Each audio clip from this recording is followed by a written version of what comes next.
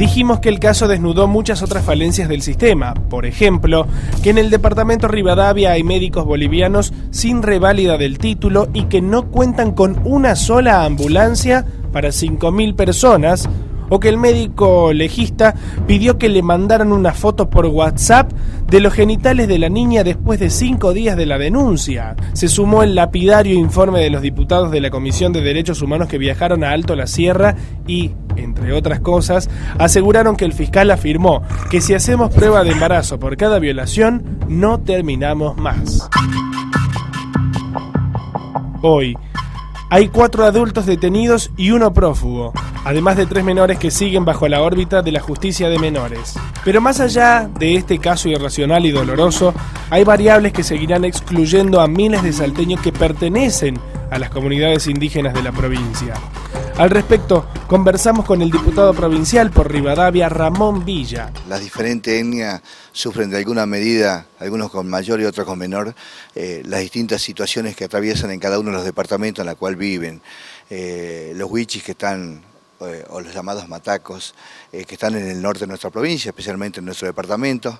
Yo represento a Rivadavia, donde tenemos 4 etnias: los huichí, los chorotes, los chulupí y los tobas. Por supuesto que la mayoritaria son los huichí. Y últimamente lo que está pasando es que se está visibilizando realmente las distintas problemáticas que atraviesan esta gente de muchísimos años. Y muchas veces también no queremos reconocer los criollos que lo que más sufren es el olvido y la discriminación, porque muchas veces no queremos reconocer o no nos damos cuenta, pero discriminamos. La realidad es esta: a veces discriminamos entre propios criollos.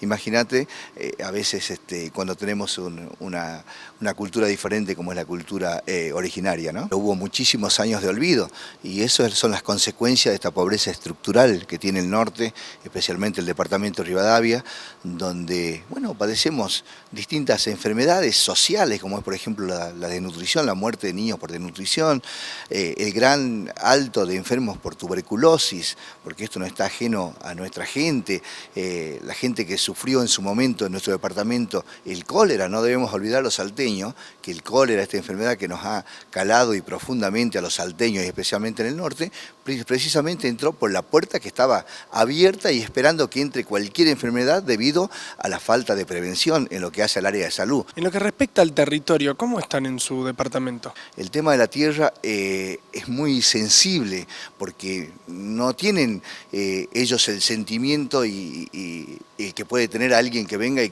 quiera comprar 10.000, 20.000 hectáreas para sembrar sojas o para hacer un proyecto ganadero. No, allá la tierra es parte de nuestra cultura, de nuestras vidas, de nuestros sentimientos, y por allí pasa.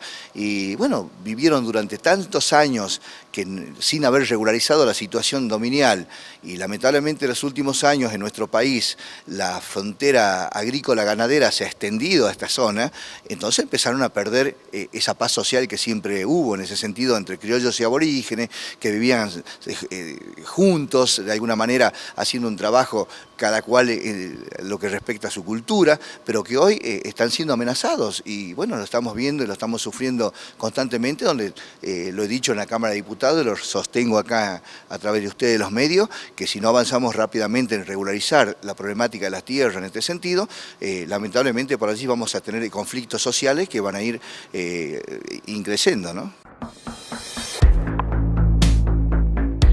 La mayoría de los huichí fueron desplazados por los desmontes a regiones dominadas por criollos y blancos, asegura la antropóloga e investigadora del CONICET, Catalina Buliubasic, quien además advierte que tenemos que pensar que el acceso a la justicia de los pueblos originarios todavía tiene una brecha de implementación muy grande.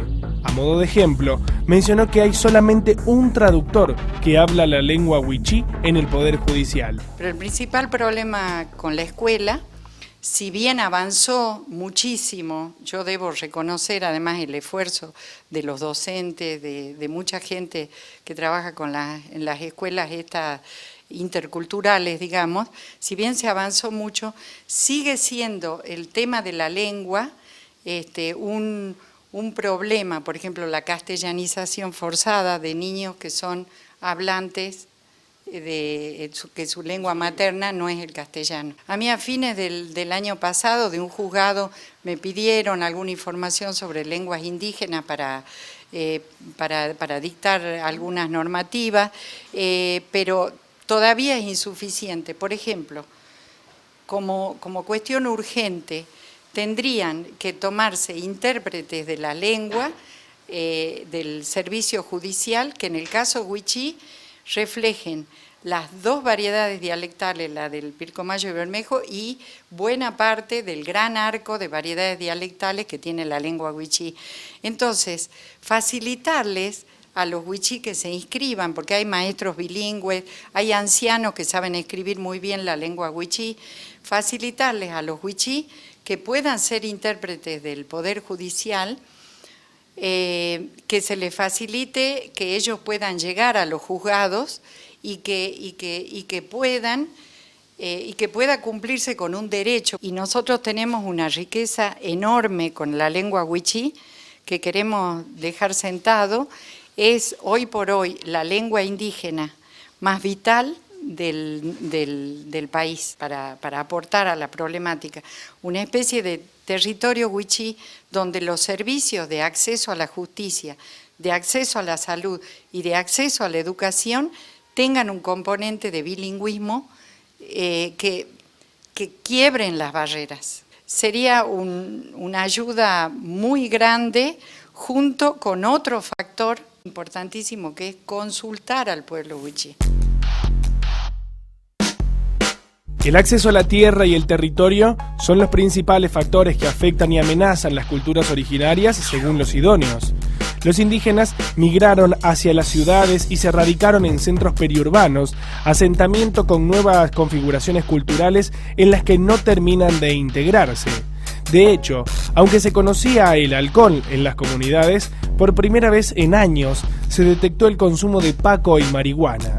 Para ahondar sobre el tema, conversamos con Martín Teruel, secretario de Adicciones de la provincia. Concretamente con los wichís se daba con el consumo de alcohol, que era tradicional, por decirlo, milenario, y donde se registraban índices importantes de consumo de alcohol, pero no estaba problematizado dentro de la misma comunidad, cosa que sí ha empezado a suceder. Y por otra parte, desde unos años a esta parte, hay, digamos, una preocupación creciente por consumos de otras drogas que antes permanecían como más por fuera de las comunidades originarias, pero que ya los adolescentes de esas culturas también están empezando a usar. ¿Qué tipo de drogas nos referimos? Bueno, básicamente las mismas que circulan en las ciudades, sobre todo marihuana y pasta base, aunque también hay en menor medida consumo de cocaína e incluso de inhalantes, pegamentos, ¿no? ¿Y esto a qué obedece? Creo que fundamentalmente tiene que ver con que son comunidades que han empezado a tener cada vez una interrelación mayor, digamos, las comunidades periurbanas han empezado a tener una vinculación mayor con las ciudades, con los centros urbanos,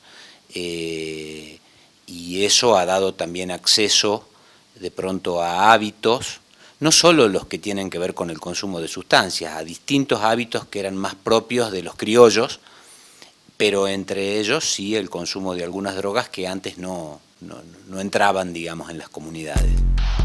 En las comunidades hay desnutrición, analfabetización, postergación y abandono, y parece que el cuadro se vuelve más complejo cuando se atribuye el problema a una cuestión de diferencias culturales. Son aborígenes y pobres, y el concepto de que el indígena no trabaja o no hace nada para salir de su situación complica las cosas, porque la visión estereotipada obliga a repensar cómo relacionarse con los aborígenes y sobre todo cómo acceden a los mismos derechos que un criollo sin resignar su acervo cultural.